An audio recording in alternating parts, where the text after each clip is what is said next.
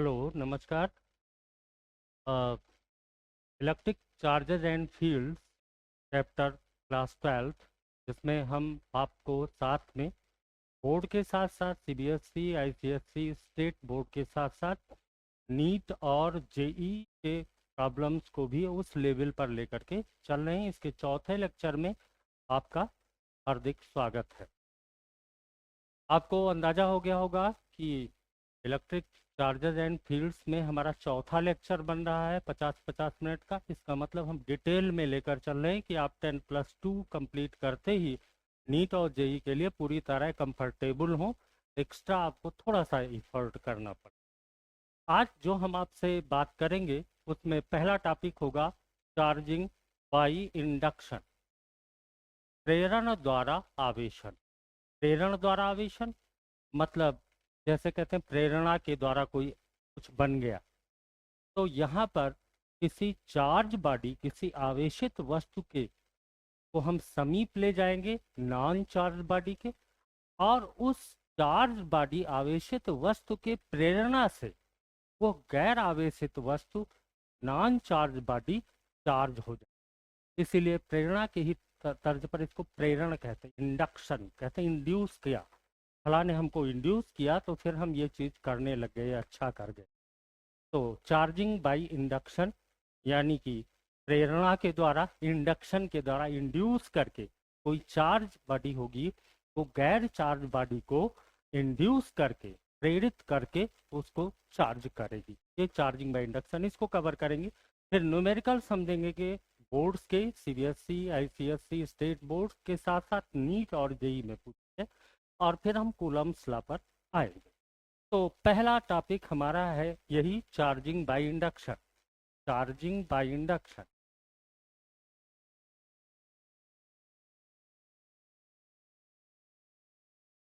प्रेरण द्वारा आवेशन। प्रेरण द्वारा आवेशन हम चार्जिंग करेंगे, किसी गैर चार्ज बॉडी को चार्ज बॉडी बना देंगे। किसके द्वारा? इंडक्शन के द्वारा, इंड्यूस करके, प्रेरित करके। कौन प्रेरित करेगा? तो पहले से चार्ज है, तो चार्ज बॉडी हम लाएंगे गैर चार्ज बॉडी के पास में, और वो उसको चार्ज कर देगा। अब इसमें क्या होता है, इसमें कोई चार्ज बॉडी होती है, कोई चार्ज बॉडी हम लेते हैं, चार्ज बॉडी आवेशित वस्तु को गैर चार्ज बॉडी, गैर चार्ज बॉडी, गैर आवेशित वस्तु के करीब ले जाते हैं, करीब ले जाएंगे, पर टच नहीं कराएंगे, पर टच नहीं कराएंगे। इससे पहले जो आपने चार्जिंग के मेथड्स पढ़े उसमें आपने देखा कि आप जब कंडक्टर्स को चार्ज करते थे तो एक चार्ज कंडक्टर को दूसरे गैर चार्ज कंडक्टर से टच करा। यहाँ टच नहीं होगा, यहाँ टच नहीं होगा। इसके अलावा एक और तरीका था, फ्रिक्शन, रगड़ करके आप चार्जिंग करते थे, उसमें भी टच होता। लेकिन इस मेथड में चार्ज बॉडी गैर चार्ज बॉडी को टच नहीं करेगी, सिर्फ पास में आकर के और उसको प्रेरित कर देगी, इंड्यूस कर देगी, और वो चार्ज हो जाए। तो ये इस मेथड के द्वारा जो चार्जिंग करेंगे, इसमें हम कंडक्टर्स को भी चार्ज कर सकते हैं, यानी कि चालकों को भी चार्ज कर सकते हैं, और डाइलेक्ट्रिक्स को भी चार्ज कर सकते हैं। डाइलेक्ट्रिक्स, डाइलेक्ट्रिक्स को हिंदी में कहते हैं परावैद्युत पदार्थ। परावैद्युत पदार्थ ये बेसिकली क्या होते हैं? डाइलेक्ट्रिक्स इंसुलेटर्स होते। क्या होते हैं? इंसुलेटर्स, कुचालक। लेकिन एक स्पेशल टाइप के, स्पेशल टाइप ऑफ इंसुलेटर, विशेष किस्म के इंसुलेटर होते हैं, उनको हम इंडक्शन के द्वारा चार्ज करें। यानी कोई चार्ज बॉडी लेकर आएंगे कंडक्टर के पास में, और कंडक्टर चार्ज हो। कोई चार्ज बॉडी लेकर आएंगे, इंसुलेटर, एक स्पेशल टाइप का इंसुलेटर जिसको डाइलेक्ट्रिक कहते हैं, उसके पास में लाएंगे और वो चार्ज हो। उस चार्ज बॉडी के इंडक्शन से, प्रेरणा से, ठीक है। इसमें टच नहीं करते हैं, इसमें टच नहीं करते। अब कंडक्टर्स, चालक आपको पता है, हम पहले लेक्चर में डिस्कस कर चुके हैं कि कंडक्टर्स वह मटेरियल होते हैं जनरली पीरियोडिक टेबल के first group, second group, third group के एलिमेंट्स जो होते हैं उनके आउटर सेल के जो इलेक्ट्रॉन होते हैं, बाह्य कक्षा के इलेक्ट्रॉन होते हैं, जिनको आप वैलेंस इलेक्ट्रॉन या संयोजी इलेक्ट्रॉन भी कहते हैं। बाह्य कक्षा का इलेक्ट्रॉन, आउटर सेल का इलेक्ट्रॉन, इसको आप क्या बोलते हो? संयोजी इलेक्ट्रॉन, बैलेंस इलेक्ट्रॉन। वो बैलेंस इलेक्ट्रॉन चूंकि न्यूक्लियस से दूर होते हैं, नाभिक से दूर होते हैं, इसलिए in first group, second group, third group का न्यूक्लियस ज्यादा ताकतवर नहीं होता, उसमें कम प्रोटॉन न्यूट्रॉन होते हैं, इसलिए वो अपने सबसे बाहरी सेल वाले, सबसे बाहरी कक्षा के इलेक्ट्रॉन को बांध के नहीं रख पाते। इसलिए नॉर्मल रूम टेम्परेचर पर ही आउटर सेल का इलेक्ट्रॉन इतनी काइनेटिक एनर्जी, इतनी गतिज ऊर्जा टेम्परेचर से, गर्मी से हासिल कर लेता है कि एटम को छोड़ करके फ्री हो जाता है, और उस सब्सटेंस, उस पदार्थ के भीतर ही वो इलेक्ट्रॉन फ्री होकर रैंडम मोशन करता है, नियमित गति करता है। इलेक्ट्रॉन को हम फ्री इलेक्ट्रॉन या मुक्त इलेक्ट्रॉन कहते हैं। और हमने आपको ये भी बताया था कि इन फ्री इलेक्ट्रॉन्स की का जो नेचर होता है बिल्कुल वैसे होता है जैसे गैस के मॉलिक्यूल का होता है। इसलिए चालकों के, कंडक्टर के जो फ्री इलेक्ट्रॉन होते हैं उनको गैस इलेक्ट्रॉन, गैस के मॉलिक्यूल एक दूसरे से टक्कर मारते हैं, बार बार अपनी डायरेक्शन चेंज करते हैं। ऐसे इन कंडक्टर्स के आउटर सेल का इलेक्ट्रॉन जो नॉर्मल टेम्परेचर पर, कमरे के ताप पर ही इतनी काइनेटिक एनर्जी गर्मी से पा गया कि वो उस एटम को छोड़ करके, एटम के न्यूक्लियस, परमाणु के नाभिक के बंधन को छोड़ करके फ्री हो गया, और उसी मेटल, उसी चालक के भीतर ही रैंडम मोशन करने लगा, उसको फ्री इलेक्ट्रॉन कहते हैं। तो कंडक्टर्स आप जानते हैं। अब दूसरा है इंसुलेटर। इंसुलेटर वो सब्सटेंस होते हैं, कुचालक वह पदार्थ होते हैं जिनका आउटर सेल का इलेक्ट्रॉन न्यूक्लियस से इतना कस के बंधा होता है कि वो न्यूक्लियस से अपने आप को छुड़ाकर भाग नहीं पाता। वो काइनेटिक एनर्जी, चाहे जितना आप उसको काइनेटिक एनर्जी दो, गर्मी दो, फिर भी उसकी इतनी काइनेटिक एनर्जी नहीं हो पाती कि न्यूक्लियस से अपने बंधन को तोड़ करके और फ्री हो सके। तो ऐसे सब्सटेंस में फ्री इलेक्ट्रॉन नहीं होते, मुक्त इलेक्ट्रॉन नहीं होते हैं, इसलिए ये कंडक्शन नहीं करते हैं, इसलिए नहीं प्रवाहित होती, इसलिए इनको कुचालक या इंसुलेटर कहते हैं। कुचालक या इंसुलेटर कहते हैं, ठीक है। अब हमने कहा कि स्पेशल टाइप ऑफ इंसुलेटर, मैंने दो कैटेगरी की है।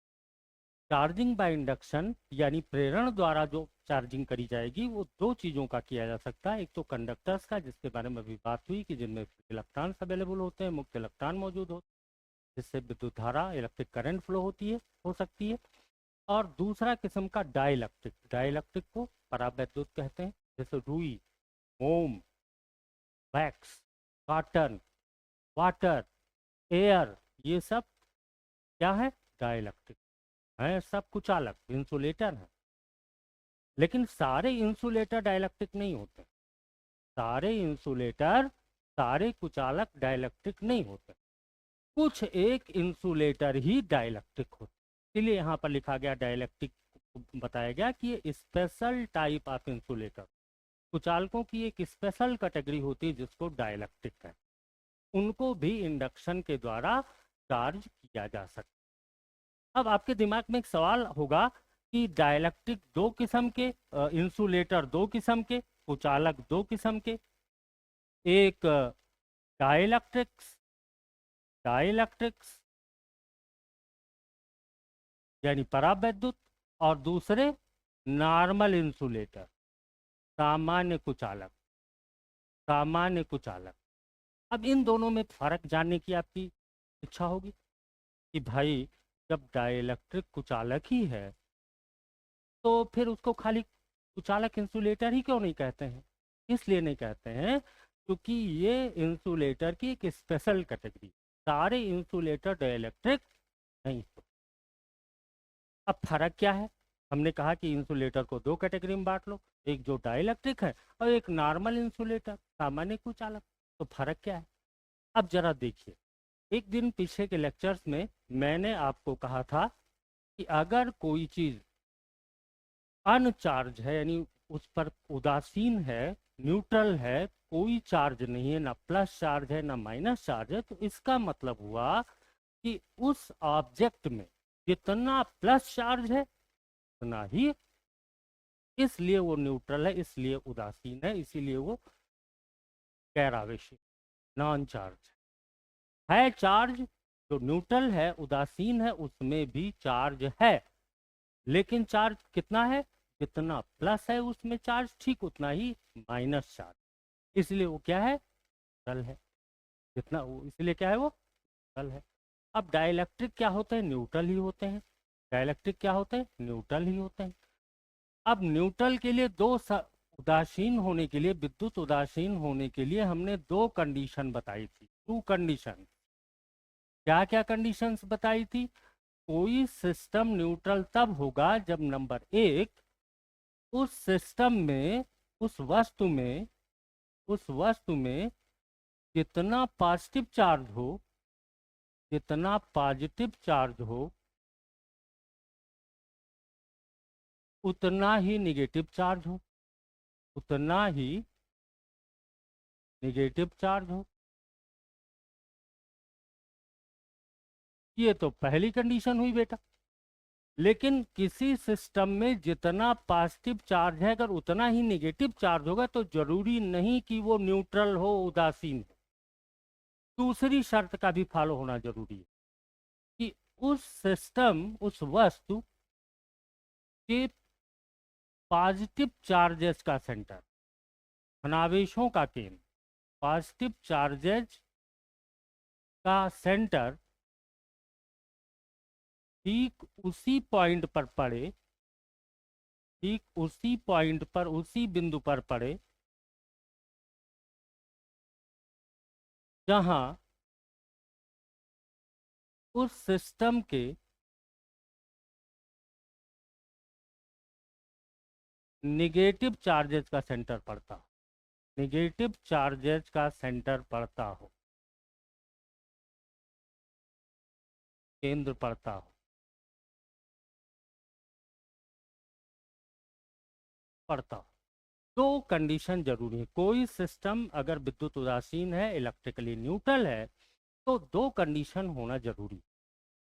नॉर्मली हम यही कह देते हैं कि भाई न्यूट्रल है तो जितना प्लस चार्ज उसमें है उतना ही माइनस चार्ज है। नहीं, यही कंडीशन नहीं काफी है। दूसरी कंडीशन और ज्यादा जरूरी है कि उस ऑब्जेक्ट में, उस वस्तु में, उस सिस्टम में पॉजिटिव चार्जेस हैं, निगेटिव चार्जेस। जितना पॉजिटिव है उतने निगेटिव है, फिर भी वो न्यूट्रल हो, ये जरूरी नहीं है। न्यूट्रल कब होगा? कि उस सिस्टम के जितने पॉजिटिव चार्जेस हैं, जैसे कोई एटम ले लेते हैं, एटम परमाणु, उसके न्यूक्लियस में क्या होता है बेटा? Positive charge, proton. बाह्य कक्षाओं में, आउटर सेल में क्या होता है? Electron, negative charge. न्यूक्लियस में, नाभिक में जितना पॉजिटिव चार्ज प्रोटॉन का होता है उतने आउटर सेल में, बाहरी कक्षाओं में इलेक्ट्रॉन का नेगेटिव चार्ज, इसीलिए न्यूट्रल होता है। आप कहोगे साहब बात तो वही हो गई, जितना पॉजिटिव चार्ज उतना ही नेगेटिव चार्ज। नहीं जी, अब सुनिए दूसरी बात क्या होती है। जैसे सेंटर ऑफ मास आपने 11th में पढ़ा था, द्रव्यमान केंद्र। द्रव्यमान केंद्र, कोई भी द्रव्यमान वस्तु है, कोई मास ऑब्जेक्ट है, जैसे मैं एक मास ऑब्जेक्ट हूं, मेरा पूरा मास एक पॉइंट पर काम करे, उस पॉइंट को कहेंगे सेंटर ऑफ मास, द्रव्यमान केंद्र। जैसे ये पेन लेते हैं, हम मार्कर लेते हैं, आप देखिएगा, ये देखिए, इस पॉइंट पर मैंने अंगुली टिकाई और ये मार्कर आराम से रुक गया, गिरा नहीं। वजह क्या है? मैंने इसका जो द्रव्यमान केंद्र था, इस कलम का जो सेंटर ऑफ मास था, वहीं पर अंगुली टिका दी। ऐसा लग रहा है कि पूरा का पूरा मास ठीक वहीं पर है जहां पर मेरी अंगुली टिकी। ऐसा लग रहा है ना?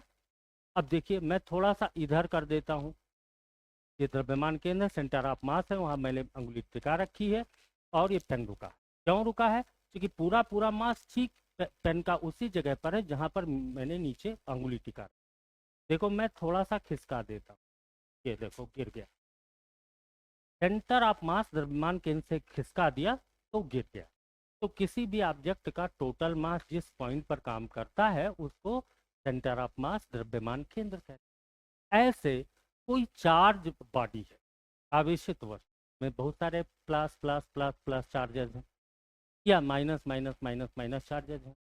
अब टोटल प्लस प्लस चार्जेस जिस पॉइंट पर काम करेंगे, प्लस चार्जेस पूरे प्लस चार्जेस मिला करके उनका इफेक्ट जिस बिंदु पर बनेगा, जिस पॉइंट पर बनेगा, उसको पॉजिटिव चार्ज, क्या बोलेंगे, पॉजिटिव चार्ज। इसी तरह उस ऑब्जेक्ट में, उस सिस्टम में बहुत सारे निगेटिव निगेटिव चार्जेस हैं। वो सारे निगेटिव चार्जेस प्रभावशाली ढंग से इफेक्टिव तौर पर जिस पॉइंट पर काम करेंगे, पूरा पूरा निगेटिव चार्ज, उसको कहेंगे निगेटिव चार्ज है, ऋणावेश के। तो एटम में काहे न्यूट्रल होता है? न्यूक्लियस में जितना पॉजिटिव चार्ज होता है नाभिक में, उतने आउटर सेल में, बाह्य कक्षा में इलेक्ट्रॉनों का उतने निगेटिव चार्ज। और न्यूक्लियस के पॉजिटिव चार्जेस का सेंटर जहां पर पड़ता है, वहीं आउटर सेल बाह्य कक्षा के इलेक्ट्रॉनों का निगेटिव चार्ज का सेंटर भी वहीं पर पड़ता है। इसलिए एटम न्यूट्रल हो। कोई भी चीज न्यूट्रल तभी होगी, विद्युत उदासीन तभी होगी, जब दोनों शर्त फॉलो हो। पहला, उस वस्तु में जितने पॉजिटिव चार्जेस जितना अमाउंट हो, मान लिया 5 कूलम प्लस 5 कूलम है तो माइनस 5 कूलम निगेटिव चार्ज हो, ठीक उतना ही निगेटिव चार्ज हो। दूसरी कंडीशन, तो प्लस 5 कूलम है प्लस चार्ज, वो जिस पॉइंट पर काम करे उसको पॉजिटिव चार्ज सेंटर कहेंगे। उसी पॉइंट पर माइनस 5 कूलम चार्ज जो है उसका सेंटर भी उसी पॉइंट। अब कहें, आप सबके दिमाग में होगा कि अगर ऐसा ना हो तो क्या होगा। तो देखिए, ये मान लिया एक ऑब्जेक्ट है और इस ऑब्जेक्ट में जितना प्लस चार्ज है उतने माइनस चार्ज है, फिर भी ये न्यूट्रल नहीं है। क्यों? क्योंकि प्लस चार्ज इस पॉइंट पर काम कर रहा है, प्लस चार्जेस का सेंटर यहाँ पर काम कर रहा है। ढेर सारे प्लस चार्ज थे, लेकिन उनका जो इफेक्टिव पॉइंट है जहाँ पर पूरे प्लस चार्ज काम कर रहे हैं, यहाँ पर। ऐसे ढेर सारे माइनस चार्ज थे, लेकिन वो सारे माइनस चार्ज मिल करके -5 कूलम बनते थे, और वो इफेक्टिवली जिस पॉइंट पर काम कर रहे हैं वो ये पॉइंट। अब ये दोनों एक पर नहीं पड़ रहे, इसलिए ये न्यूट्रल उदासीन नहीं हुआ, बल्कि ये बन गया डाइपोल। डाइपोल, इसको हिंदी में आगे पढ़ोगे, इसी चैप्टर में हम पढ़ाएंगे, विद्युत द्विध्रुव, इलेक्ट्रिक डाइपोल बन गया। जितना पॉजिटिव चार्ज है उतना निगेटिव चार्ज है, पर दिक्कत क्या हुई कि जहां पॉजिटिव चार्ज का सेंटर पड़ता है, ठीक उसी जगह पर निगेटिव चार्ज का सेंटर नहीं पड़ रहा है, इसलिए ये इलेक्ट्रिकली न्यूट्रल नहीं है, विद्युत उदासीन नहीं, बल्कि ये डाइपोल का फॉर्मेशन कर रहा है बेटा। तो हम बात कर रहे थे कि डाइलेक्ट्रिक को समझाने की कोशिश कर रहे थे, उसी लिए हमको पॉजिटिव चार्ज सेंटर और निगेटिव चार्ज सेंटर समझाना पड़ा। अब होता क्या है बेटा कि कोई है क्या कि नॉर्मल इंसुलेटर जो है, नॉर्मल इंसुलेटर, सामान्य कुचालक, उसका जिस पॉइंट पर पॉजिटिव चार्ज सेंटर पड़ता है उसी पॉइंट पर निगेटिव चार्ज सेंटर। और अगर इस पर हम कोई फोर्स लगाएं प्लस चार्ज पर, प्लस चार्जेस पर फोर्स लगाएं, तो प्लस चार्ज आगे की तरफ मूव नहीं करेगा। प्लस चार्ज और माइनस चार्ज के बीच सच्ची मोहब्बत है, एक दूसरे को पकड़े बैठे रहेंगे, मैं नहीं जाऊंगा, तुम धक्का लगाओ। प्लस चार्ज पे हम धक्का लगा रहे हैं, फोर्स लगा रहे हैं, फिर भी प्लस चार्ज अपनी जगह शिफ्ट नहीं हो रहा है, ठीक उसी जगह पर बैठा है जहां पर टोटल निगेटिव चार्ज। तो ये नॉर्मल इंसुलेटर, सामान्य कुचालक हुआ। डाइलेक्ट्रिक में क्या है, इसमें भी जितना प्लस चार्ज होता है उतने माइनस चार्ज होता है, एक ही पॉइंट पर जैसे ही प्लस चार्ज पर मान लिया मैं इधर फोर्स लगाता हूं, तो होता क्या है कि प्लस चार्ज शिफ्ट होकर इधर चला जाता है और माइनस इसके उल्टे चला जाता है। तो फिर अब ये चार्ज हो गया, इधर प्लस चार्ज आ गया, इधर माइनस चार्ज आ गया, ये डाइपोल बन, ये डाइपोल बन। तो ऐसे इंसुलेटर जिन पर अगर हम वोल्टेज लगा के फोर्स लगाएं, इलेक्ट्रिक फील्ड लगाकर फोर्स लगाएं, और पॉजिटिव चार्ज सेंटर और नेगेटिव चार्ज सेंटर एक दूसरे के रेस्पेक्ट में शिफ्ट कर जाए, तो ऐसे इंसुलेटर को डाइलेक्ट्रिक कहेंगे, ऐसे कुचालकों को डाइलेक्ट्रिक कहेंगे, परावैद्युत। और जिनमें हम वोल्टेज लगाए, फील्ड लगाएं, फिर भी पॉजिटिव चार्ज सेंटर और नेगेटिव चार्ज सेंटर एक दूसरे से मोहब्बत किए पकड़े बैठे हैं कि भाई हम एक दूसरे को दूर नहीं होंगे, यानी कि वो अब भी हम न्यूट्रल बना रह जाए, तो उसको कहेंगे सामान्य कुचालक नॉर्मल। तो मैं कह रहा हूं कि इंडक्शन के द्वारा, प्रेरण द्वारा आवेशन किसका किसका हो सकता है? कंडक्टर्स का भी हो सकता है और डाइलेक्ट्रिक्स का भी हो। कंडक्टर्स, अब चलिए एक एक समझते हैं। मेरे ख्याल से ये कॉन्सेप्ट आपको क्लियर हो गया होगा। अगर नहीं क्लियर होगा तो आप कमेंट में लिखिएगा, मैं उसका रिप्लाई करूँगा। अभी मैं अपने टेलीग्राम चैनल वगैरह पे कर नहीं पा रहा हूँ। इधर थोड़ा आप लोगों अभी जल्दी स्टार्ट किया है, व्यूज़ आप लोगों के ठीक से हो नहीं रहे हैं, तो थोड़ा सा मन नहीं बन रहा है। लेकिन मैं, आप ये विश्वास करिए कि हम धीरे धीरे मन बनाएंगे, मोमेंटम बनाएंगे, आपको सारी चीज़ें मिलेंगी, पूरे डिटेल में मिलेंगी। अब मैं, देखिए, चार्जिंग बाय इंडक्शन में मैं पहले कंडक्टर को चार्ज करता हूँ। कंडक्टर, चालक। कंडक्टर में क्या होता है? कंडक्टर में आपने एक कंडक्टर लिया, ये कंडक्टर का लिया। अब कंडक्टर है तो इसमें पॉजिटिव आयन्स हैं, फ्री इलेक्ट्रॉन्स है, पॉजिटिव आयन है, फ्री इलेक्ट्रॉन है, पॉजिटिव आयन है, फ्री फ्री इलेक्ट्रॉन है, पॉजिटिव आयन है, फ्री इलेक्ट्रॉन है, पॉजिटिव आयन है, फ्री इलेक्ट्रॉन। ये कंडक्टर मैंने स्फीयर ले लिया, इसको एक इंसुलेटिंग स्टैंड पर खड़ा कर दिया। इंसुलेटिंग लेटिंग स्टैंड पर खड़ा, कुचालक आधार पे, कुचालक आधार पे। अब मैं कर क्या रहा हूं, एक मैं चार्ज बॉडी ले रहा हूं। मान लेते हैं उस पर प्लस चार्ज है। कैसा चार्ज है? Plus Q. मैं इसके समीप, अब जब मैं इसको, मैं कह देता हूं स्टेप वन, स्टेप वन। अब क्या होगा, जब मैं पास में लाऊंगा तो इलेक्ट्रॉन चूंकि इसके फ्री हैं, तो होगा क्या, ये प्लस जो ये क्या है, ये चार्ज बॉडी, चार्ज बॉडी। मैं कोई आवेशित वस्तु लेकर आया इस कंडक्टर, और इस आवेशित वस्तु के ऊपर, इस चार्ज बॉडी के ऊपर मान लेते हैं प्लस क्यू। अब जब मैं पास में लाऊंगा तो होगा क्या, प्लस चार्ज को रिपेल करेगा, प्रतिकर्षित करेगा, और प्लस चार्ज माइनस चार्ज को अट्रैक्ट।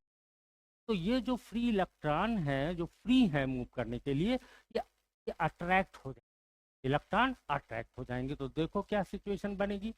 स्टेप टू, ये आपका इंसुलेटिंग स्टैंड पर कंडक्टर है और यहाँ पर हमने चार्ज बॉडी रखी है प्लस क्यू चार्ज द्वारा। तो इस प्लस के कारण इधर वाले इलेक्ट्रॉन इधर की तरफ भाग, इधर की तरफ भाग, और इधर प्लस चार्जेस इकट्ठा हो जाएगा, इधर प्लस चार्जेस।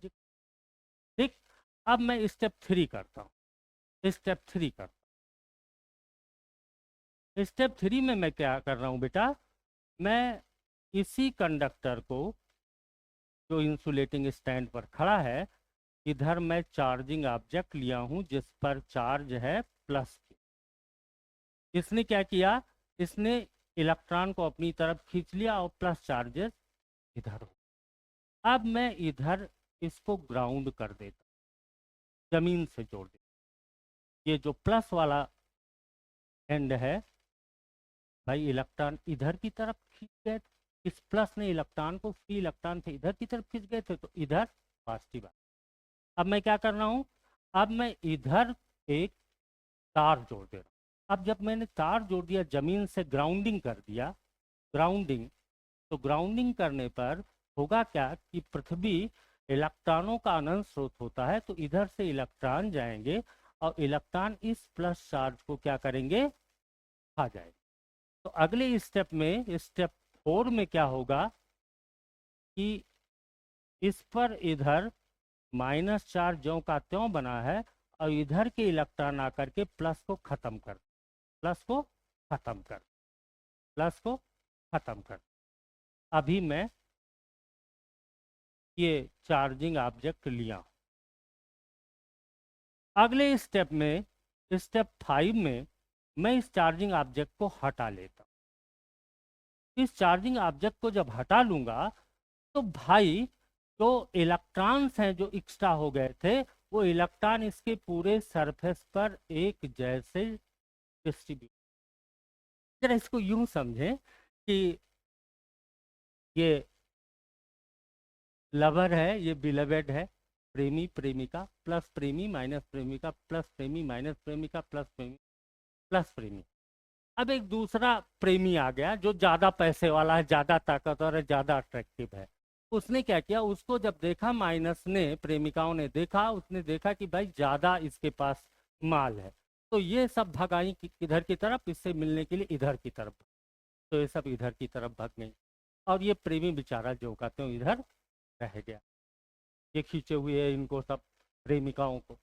फिर इधर से मैंने ग्राउंडिंग कर दी, तो ग्राउंडिंग कर दी तो ग्राउंड से प्रेमिकाएं आ गई, इलेक्ट्रॉन आ गई, ये बेचारा अकेला पड़ गया था, इसकी कमी को दूर कर दिया, तो ये प्लस और माइनस मिल करके न्यूट्रल हो गए। अब फिर ये इत्मीनान में हो गए। ये प्लस माइनस मिलकर शुरू में न्यूट्रल थे, प्लस माइनस जितना प्लस था उतना माइनस था, न्यूट्रल था, आराम से इत्मीनान से जी रहे थे। एक आ गया ज्यादा पैसे वाला, उसने माइनस को अपनी तरफ खींच लिया, माइनस को अपनी तरफ खींच लिया।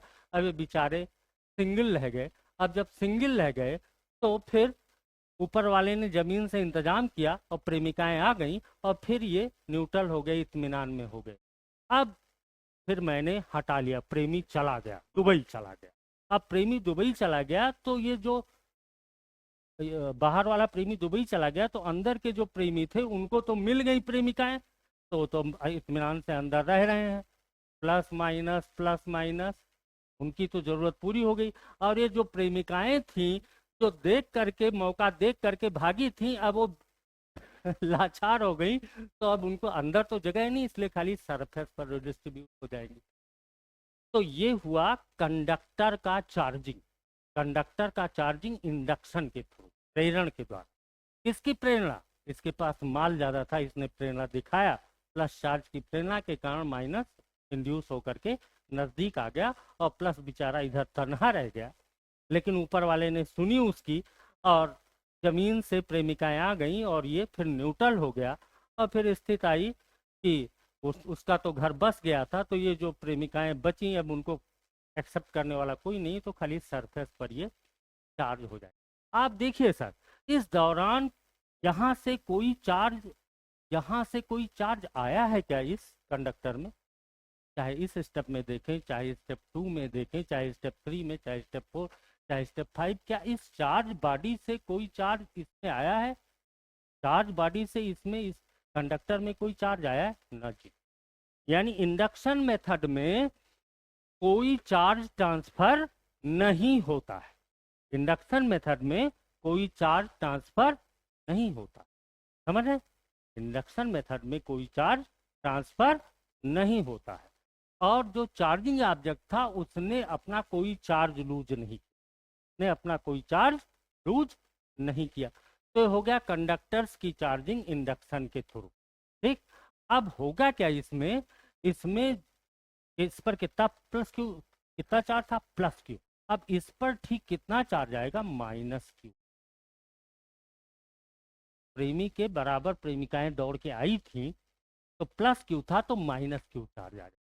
यानी जो इंड्यूस चार्ज होगा कंडक्टर में, कंडक्टर में जो प्रेरित आवेश पैदा हुआ इन कंडक्टर्स, चालकों में, इन कंडक्टर्स, इंड्यूस चार्ज जो होगा, प्रेरित आवेश, उल्टा पैदा होगा। यहां पर प्लस क्यू था, इस पर कितना पैदा हो गया? माइनस क्यू, बराबर minus inducing charge, inducing charge. ये क्या था? ये जो एक्सटर्नल चार्ज था, बाहर से जो आवेश आया था, इसको कहेंगे इंड्यूसिंग चार्ज। इसको क्या कहेंगे? Inducing charge. इंड्यूसिंग, ये प्रेरित करने आया था, इंड्यूस करने आया था, इंड्यूस करने आया था। इंड्यूस का भाई सिड्यूस होता है, सिडक्शन। तो इंड्यूस करने आया था, तो जो इंड्यूस चार्ज पैदा होगा माइनस क्यू, ये क्या होगा? Minus into inducing charge. Inducing charge कितना था? प्लस क्यू, तो माइनस प्लस क्यू यानी माइनस। ये तो हुआ बेटा इसका charging, charging by induction of conductors, conductors का चार्जिंग बाय इंडक्शन। अब डाइलेक्ट्रिक का भी हम चार्जिंग बाय इंडक्शन करते हैं। डाइलेक्ट्रिक का भी चार्जिंग बाय इंडक्शन करते हैं। कोई डाइलेक्ट्रिक मटेरियल है, डाइलेक्ट्रिक का टुकड़ा है, और उस पर उसके पास में मैं लेकर आया कोई चार्ज, इंड्यूसिंग चार्ज लेकर आया, इंड्यूसिंग चार्ज। तो होता क्या है बच्चे कि ये न्यूट्रल है, कंडक्टर भी न्यूट्रल ही था, कंडक्टर भी न्यूट्रल ही था। इसमें क्या था कि जितना न्यूक्लियस का प्लस चार्ज उतना है आउटर सेल का नेगेटिव चार्ज, न्यूक्लियस का जितना प्लस चार्ज उतना है आउटर सेल का नेगेटिव चार्ज, न्यूक्लियस का जितना प्लस चार्ज उतना है आउटर सेल का नेगेटिव चार्ज, और न्यूक्लियस का प्लस चार्ज जिस पॉइंट पर पड़ रहा था वहीं पर आउटर सेल का माइनस चार्ज, सेंटर एक ही पॉइंट। अब इसके इफेक्ट से क्या होगा, इसके इफेक्ट से क्या होगा, इसके इफेक्ट से होगा बेटा कि ये जो आइटम है इसके जो माइनस वाले हैं माइनस इधर इकट्ठा हो और प्लस इधर इकट्ठा, और इस प्लस को, इस पर जो चार्ज आया इसको कहेंगे Q dash, induced charge, induced charge, प्रेरित आवेश। ये क्या था, ये क्या था, इंड्यूसिंग चार्ज, इंड्यूसिंग चार्ज। अभी कंडक्टर में आपने क्या देखा था कि induce charge is equal to minus inducing, लेकिन बट इन डाइलेक्ट्रिक्स, डाइलेक्ट्रिक्स में क्या होता है कि क्यू डैश जो इंड्यूस चार्ज पैदा होता हमेशा इंड्यूसिंग चार्ज से कम होता है। कंडक्टर्स में तो जितना इंड्यूस चार्ज था उतना इंड्यूसिंग चार्ज था, खाली चिन्ह बदल गया था, साइन चेंज। लेकिन डाइलेक्ट्रिक्स में जो इंड्यूसिंग चार्ज पैदा, इंड्यूस चार्ज पैदा होता है इंड्यूसिंग चार्ज से हमेशा कम होता है। चलिए हम आगे बात करते हैं, कुछ न्यूमेरिकल्स की बात हम लोग कर लेते हैं। 1 minute.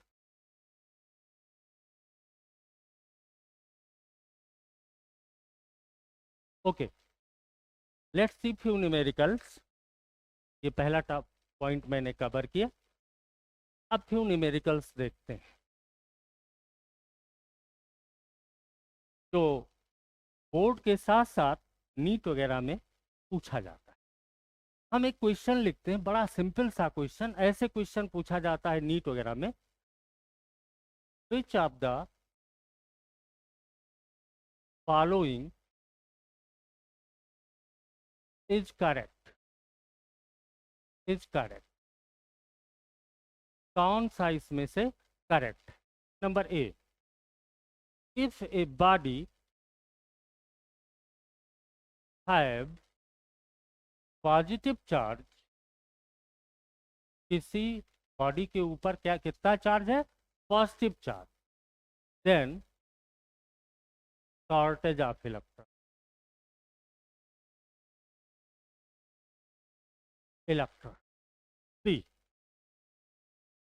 if a body have negative charge,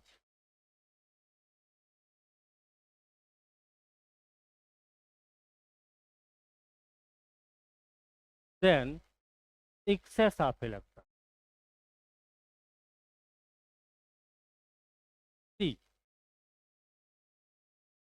minimum possible charge, न्यूनतम संभव आवेश, minimum possible charge is Q is equal to E is equal to 1.6 into 10 to the power minus 19 coulomb, and D, charge is quantized, quantization of charge मैंने आपको पढ़ाया है, ठीक से पढ़ाया है। That is Q is equal to NE, where N is equal to 1, 2, 3 and so on. E, all of the above. कौन सही है, कौन कौन से ऑप्शन सही है। पहला, इफ ए बॉडी है positive charge then shortage of electron. अरे भाई, कोई बॉडी है उस पे पॉजिटिव चार्ज तभी आती है जब उससे इलेक्ट्रॉन निकल जाता है। नॉर्मली क्या होता है, आप एटम से समझिए, एटम के न्यूक्लियस में जितना पॉजिटिव चार्ज होता है, आउटर सेल में इलेक्ट्रॉन्स के उतने ही नेगेटिव चार्ज होते हैं।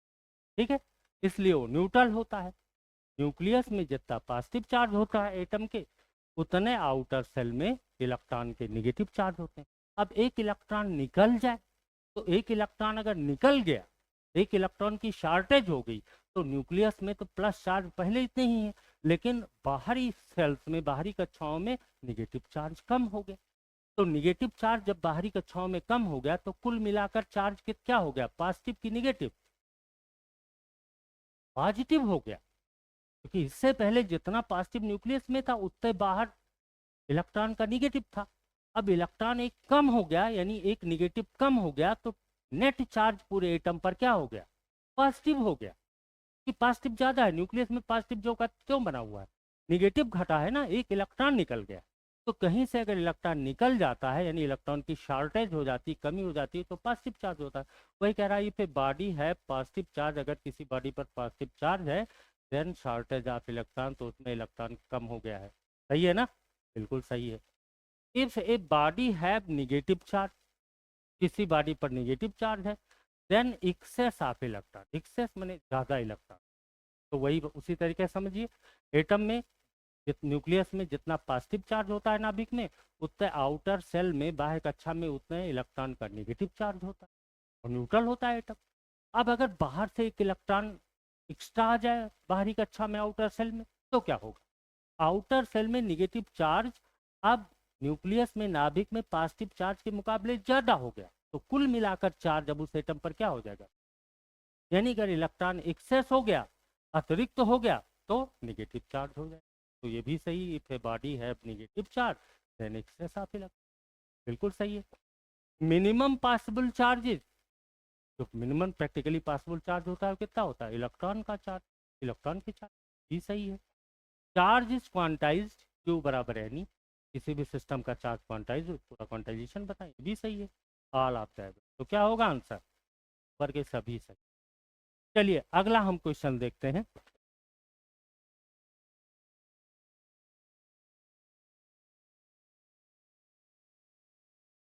One metallic sphere, one metallic sphere, metallic metal का स्फीयर, गोला, ए इज गिवन पॉजिटिव चार्ज। कोई मेटल का स्फीयर है ए, उसको नाम मैंने दिया, उसको क्या चार्ज दिया गया, पॉजिटिव चार्ज। अदर आइडेंटिकल, दूसरा आइडेंटिकल मतलब बिल्कुल एक जैसा, जैसे ए है उसी तरीके से दूसरा आइडेंटिकल है। Other identical metallic sphere B, दूसरा मेटेलिक स्फीयर है बी, जो बिल्कुल आइडेंटिकल है, बिल्कुल एक जैसे है, B of exactly same mass, और आइडेंटिकल एक जैसा तो है ही है, उस दोनों के मास भी सेम है, जितना मास ए का उतना मास बी का। And is given, and is given, and B is given equal negative charge. A को क्या दिया गया था, पॉजिटिव चार्ज, और बी को क्या दिया गया, उतना ही नेगेटिव चार्ज दिया गया। ए और बी आइडेंटिकल हैं, बिल्कुल एक साइज के हैं, एक सेम मास है, सेम मास है। देन ऑप्शंस देखते हैं। Then A, mass of A equal to mass of B. B, mass of A greater than mass of B. C, mass of A less than mass of B. C, none of above. मैंने कहा one metallic sphere A है, एक metallic sphere A है, इस given positive charge, उसको positive charge दिया गया। Other identical metallic sphere B, और दूसरा बिल्कुल ए उसी की तरह मेटेलिक स्फीयर बी है, is exactly of same mass, उतना ही मास है बी का जितना ए का है, and B is given equal negative charge, और बी को उतना ही निगेटिव चार्ज दिया गया जितना ए को पॉजिटिव चार्ज दिया गया। तो क्या ए का मास और बी का मास बराबर होगा? चार्जिंग के पहले तो दोनों के मास सेम थे, चार्जिंग के बाद क्या ए का मास और बी का मास बराबर होगा, या ए का मास ज्यादा हो जाएगा बी का मास कम हो जाएगा, या ए का मास कम हो जाएगा बी का मास ज्यादा हो जाएगा, या इनमें से कोई? None of that. तो आपको पता है बेटा कि जब हम किसी ऑब्जेक्ट को निगेटिवली चार्ज करते हैं, मान लिया एक इलेक्ट्रॉन दे दिया तो इस पर निगेटिव चार्ज आ गया, इस पर निगेटिव चार्ज आ गया, और अगर किसी ऑब्जेक्ट से एक इलेक्ट्रॉन निकाल लेते हैं तो इस पर क्या आ जाता है? Positive charge. अब इलेक्ट्रॉन दिया गया, निगेटिव चार्ज है, इसका मतलब इलेक्ट्रॉन के मास के बराबर मास इसमें इंटर कर गया, यानी नेगेटिव चार्ज आने का मतलब इलेक्ट्रॉन का इंटर करना, इलेक्ट्रॉन के इंटर करने का मतलब मास का बढ़ना, इंक्रीज करना। तो भाई साहब ए पॉजिटिव है और बी निगेटिव है, तो बी निगेटिव है इसका मतलब बी का मास क्या हो गया? बी में इलेक्ट्रॉन इंटर किया, बी में इलेक्ट्रॉन इंटर किया, बी निगेटिव है, ए पॉजिटिव है, यानी ए से इलेक्ट्रॉन बाहर गया, ए से इलेक्ट्रॉन बाहर गया और बी में इलेक्ट्रॉन इंटर किया। जिससे इलेक्ट्रॉन बाहर निकलेगा उसका मास कम हो जाएगा, इलेक्ट्रॉन के मास इतना, और जिसमें निगेटिव है उसमें इलेक्ट्रॉन इंटर किया है तो उसका मास बढ़ जाएगा, यानी मास किसका ज्यादा होगा? बी का, क्योंकि बी नेगेटिव है। ये वाला answer, mass of be greater than mass of A. Okay, let's move ahead, आगे बढ़ते।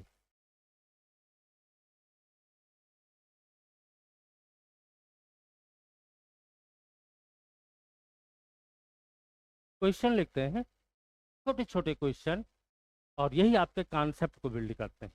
एक conductor has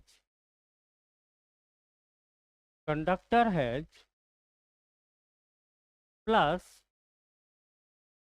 14.4 into 10 to the power minus 19 coulomb charge,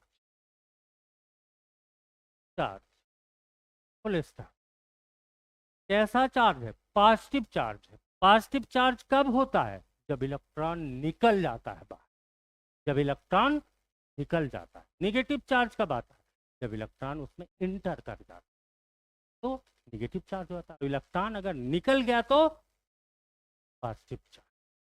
ठीक है, कह रहा है हाउ मेनी इलेक्ट्रॉन्स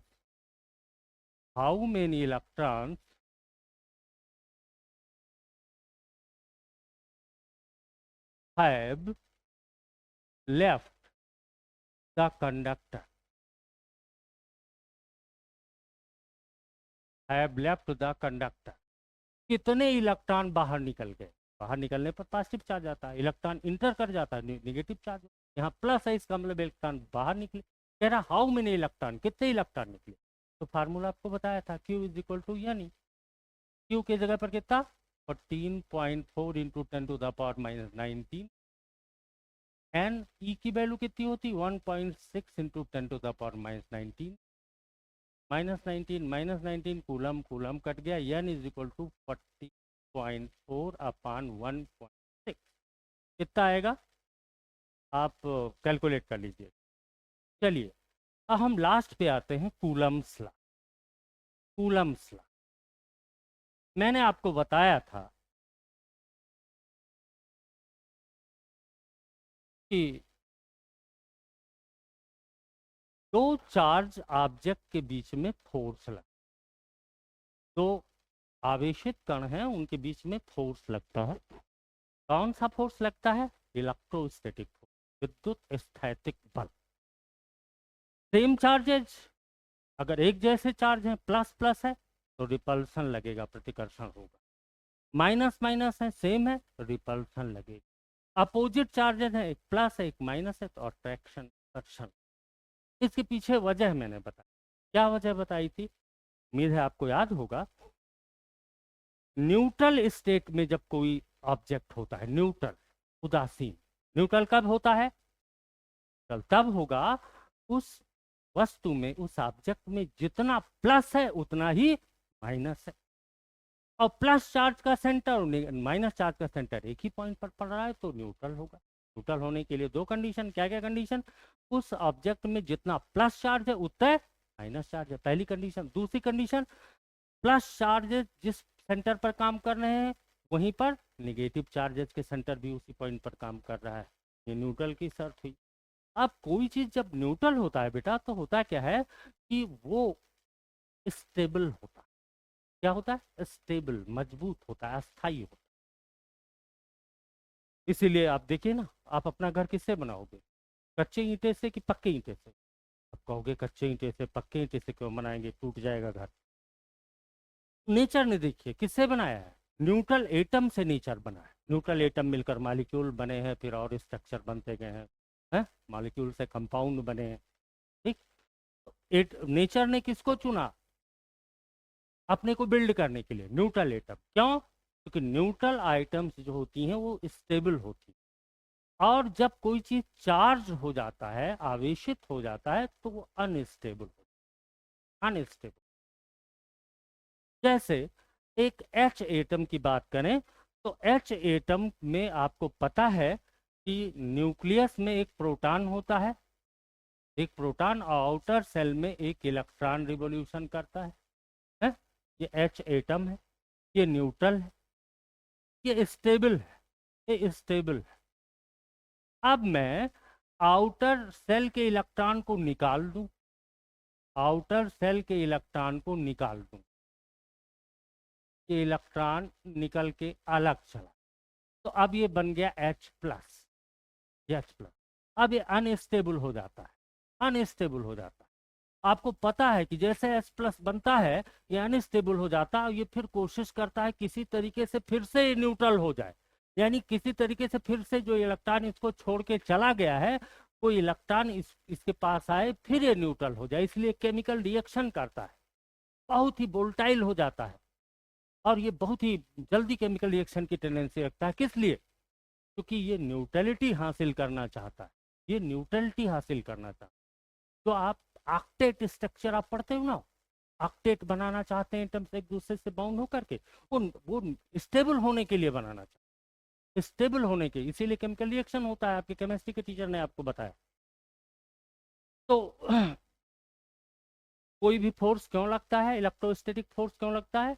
तो चार्ज पार्टिकल होते हैं वो अनस्टेबल होते हैं, तो अनस्टेबल होते हैं, तो अगर कोई अपोजिट चार्ज का पास में आ गया तो उनको लगा आ गया भाई अपोजिट चार्ज, अभी मेरे पास आएगा, मैं न्यूट्रल हो जाऊंगा, स्टेबल हो जाऊंगा, मेरा मिलन होगा प्लस माइनस का, तो इसलिए उसको अट्रैक्ट करता है, आ जा रे दिलवर आ जा। कहीं सेम चार्ज आ गया तो कहता अजय हम तो पहले से अनस्टेबल, नहीं आएगा तो मुझे और चार्ज कर देगा, मैं अनस्टेबल हो जाऊंगा, तो उसको रिपेल करता है, प्रतिकर्षित करता है। क्यों? अगर प्लस चार्ज और आ गया, उसके पास प्लस पहले से था, प्लस और आ गया तो और चार्ज हो जाएगा, तो और अनस्टेबल हो जाएगा। अब ये जो सेम चार्जेस के बीच में रिपल्सन, अपोजिट चार्ज के बीच अट्रैक्शन, कितना अमाउंट में लगेगा फोर्स? एक चार्ज Q1 है, एक चार्ज Q2 है, इनके बीच कितना फोर्स लगेगा? इस फोर्स के लिए फार्मूलेशन कूलम ने, कोई मैथमेटिक्स के आधार पर नहीं, एक्सपेरिमेंट के आधार, एक्सपेरिमेंट जो Q1 Q2 रखा, उनको R1 दूरी पर रखा, फिर देखा कितना फोर्स, यंत्र से नापा कितना फोर्स लग रहा है, फिर Q1 Q2 को R2 दूरी, फिर देखा फोर्स कितना लग रहा है, फिर और दो चार ले लिए उनको देखा, फिर उस हिसाब से फार्मूला एक डिजाइन किया, डिफरेंट ऑब्जर्वेशन के आधार पर फार्मूला डिजाइन किया। तो बात चल रही थी कि कूलम्स लॉ क्या बताता है? ये बताता है electrostatic force, electrostatic force between charges, आवेशों के बीच, वैद्युत आवेशों के बीच वैद्युत स्थैतिक बल, वैद्युत स्थैतिक आप जानते हो ना, स्टैटिक मतलब रुका हुआ और डायनेमिक मतलब मूव कर। ये कूलम का जो लॉ है वो दो दो चार्जेस रुके हों, रुके हों, तब उनके बीच के फोर्स को बताता है, तब उनके बीच के फोर्स को बताता है, फोर्स को बताता है। अगर मूविंग है, अगर मूविंग है तो नहीं बता पाएगा। अगर मूविंग है, दोनों चार्जेस मूविंग हैं, तो ये लॉ नहीं वर्क करेगा, नहीं वर्क करेगा। और दूसरी चीज, दोनों चार्जेस पॉइंट साइज के होने चाहिए, बिंदु आकार के, बिंदु आकार के, बहुत छोटे से बिंदु आकार के पॉइंट, दोनों चार्जेस पॉइंट साइज के होने चाहिए, होने चाहिए। तो कूलम ने जो फार्मूला डिजाइन किया इलेक्ट्रोस्टैटिक फोर्स के लिए, विद्युत स्थैतिक बल के लिए, दो चार्जेस के बीच में, कैसे चार्जेस के बीच में लगने वाले फोर्सेस को, ऐसे चार्जेस जो रुके हों, स्टैटिक हों, मूविंग ना हो। अगर मूविंग है तो उनके बीच लगने वाले फोर्स को कूलम्स लॉ नहीं बता पाए। दूसरी बात, दोनों चार्जेस पॉइंट साइज के, बिंदु आकार। अब कूलम ने क्या किया, उन्होंने कहा कि अगर एक चार्ज Q1 है और दूसरा चार्ज Q2 है, दोनों स्टैटिक हैं, रुके हैं और पॉइंट साइज के, तो उन्होंने एम्पेरिकल रिजल्ट, एक्सपेरिमेंट से रिजल्ट निकाला कि जो इनके बीच लगने वाला फोर्स होगा वो दोनों चार्जेस के मैग्नीट्यूड के मल्टीप्लिकेशन के प्रपोर्शनल।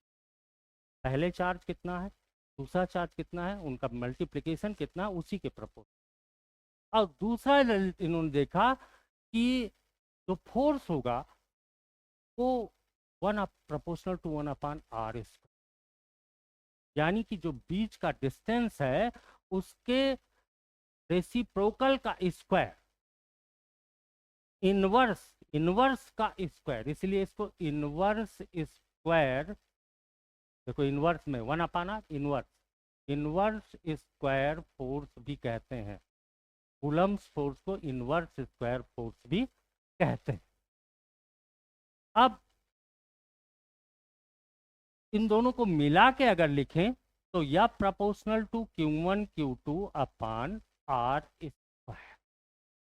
कूलम ने कहा कि ये जो फोर्स है ये कंजर्वेटिव होगा, ये फोर्स कंजर्वेटिव होगा, कंजर्वेटिव, कंजर्वेटिव होगा, कंजर्वेटिव होगा।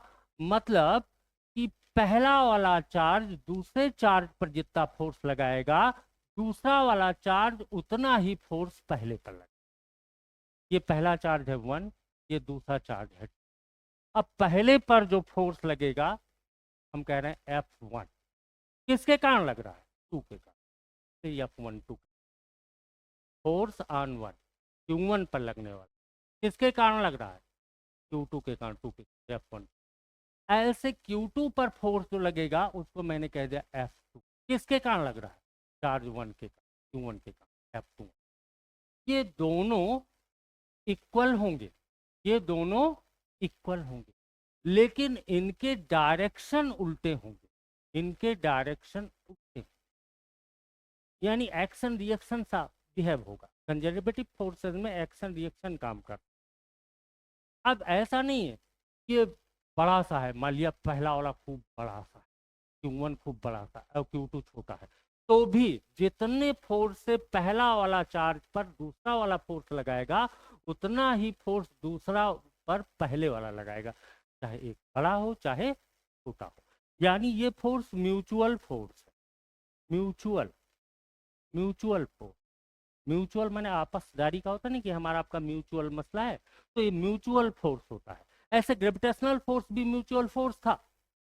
अर्थ इतना बड़ा, मून उसके मुकाबले में बहुत छोटा, वहां पर भी यही रूल लगता था ना, F proportional to m1 m2 upon R square, वहां भी यही रूल लगता था। ऐसे यहाँ पर लग रहा है F proportional to q1 q2 upon R square. वहां पर क्या था कि जितने फोर्स से अर्थ खींच रही है मून को, मून बहुत छोटा है, उतने ही फोर्स से मून अर्थ को भी खींचती। यहाँ पर भी देखो, जितने फोर्स से पहले को दूसरा खींच रहा है, उतनी ही फोर्स से दूसरे को पहला खींच रहा है, और एक दूसरे के अपोजिट है, इसलिए कैंसिल हो जा रहा है। देखिए, अर्थ और मून एक दूसरे को, कोई एक दूसरे खींच नहीं पा रहा है, क्योंकि म्यूचुअल फोर्स होने के कारण एक दूसरे को कैंसिल कर देते हैं। पहला जितने पर लगाता है उतने दूसरे पर उल्टे डायरेक्शन में लगाता है। सेम सिचुएशन इसमें भी होती है स्टैटिक चार्जेस में। जितना फोर्स पहला दूसरे पर लगाएगा, दूसरा पहले पर उतनी ही उल्टी डायरेक्शन में लगाएगा।